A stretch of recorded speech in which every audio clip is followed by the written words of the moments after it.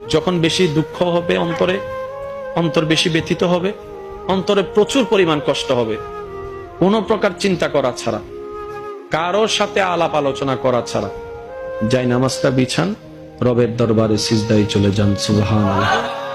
চোখটা বন্ধ করেন, চোখের পানি ছাড়তে থাকেন, মন হালকা হতে থাকবে, সিজদায় রবকে বলতে থাকেন, যা বলার বলতে থাকেন, যেভাবে বলার বলতে থাকেন।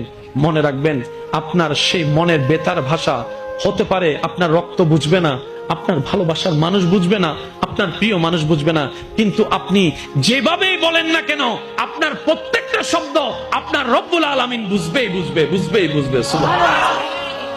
আপনি যখন ওনাকে দুঃখের কথা বলবেন, উনি আপনার দুঃখটাকে হালকা করে দিবে। সেই দুঃখের খবর প্রকাশ করে আপনাকে কখনো বেইজ্জত করবে না।